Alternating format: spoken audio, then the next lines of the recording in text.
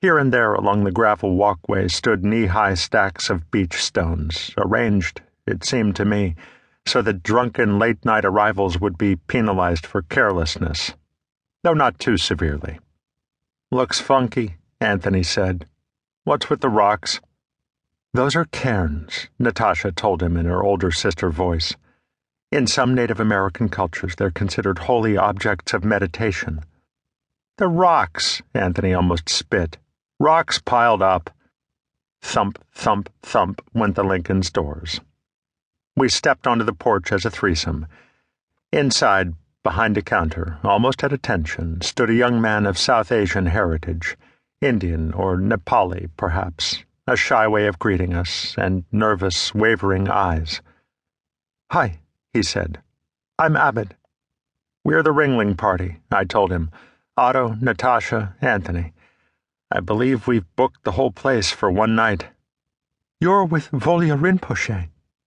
"Right. I thought he might be here by now." "We're waiting for him," Abbott said, "and for his child, Shelsa." As he pronounced my niece's name, the young man wasn't exactly breathless, but his tone was close to that of a Manhattan clerk saying Derek Jeter moments before the great shortstop checked in. My sister mostly, and Rinpoche occasionally, would make some remark about their daughter that went beyond a parent's ordinary pride. That she'd come to Earth to rescue us from a great spiritual danger or something like that. At moments, they suggested I had a support role in her work. Uncle Otto was here to help Shelsa fulfill her destiny. But that's where I drew the line. My job, as I saw it, was to be a loving uncle. Nothing more or less than that.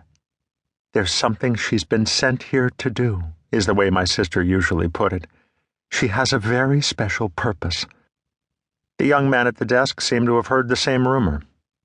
He showed us upstairs to our 3 small, perfectly adequate rooms, and then, as he refused the tip I offered, he said, "Jarvis will be here any minute with the truck."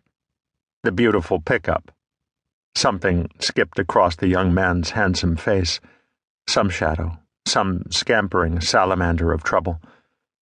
"I have, for better or worse, a radar for these things." "Actually," he added, cocking his head at a rumbling sound. Thunder was my first guess, a summer storm moving in. "I think that's him now." I followed the clerk downstairs and out the front door. There, beside the Lincoln, an ancient pickup truck had been parked. Off-white with a tangerine-colored band around its middle, freckles of rust on the hood and fenders, running lights above the windshield, and a circular dent on the roof over the passenger seat. It could not by any stretch of the imagination be called beautiful. There was a bicycle thrown carelessly in the bed. Walking toward us from the direction of the truck was a tall, thin man with unnaturally broad shoulders, sandy hair that was long in back and thin in front, and an earring in one lobe. "Dude," he said, apparently to me. He gave me one of those handshakes where the thumbs hook each other and the fingers point to the sky. Then he banged his thin chest against my shoulder in the style made famous by professional athletes and patted me on the back with his free hand. "Good trip?" "Fine," I said. "Smooth." "This your rental?" I said that it was. "Cool, man. I have one at my Aspen house. You'll like it. But hey, I forgot, you're driving Uma. You and Rinpoche, aren't you?" I thought, my sister invited a friend named Uma to go with us. Uma will squeeze in between Rinpoche and me, peasant skirt hiked up between her knees, one leg to either side of the stick shift. She'll tune the radio to a station that plays the mating sound of whales. She'll cringe and offer a blessing every time a moth smashes against the windshield. She'll want to give me healing massages. I said, "Who's Uma?" "Dude," Jarvis said with a condescending snort. "Uma's the truck. I named her after Uma Thurman, the most beautiful woman in the universe. Her dad's a Buddhist, too." "I get it."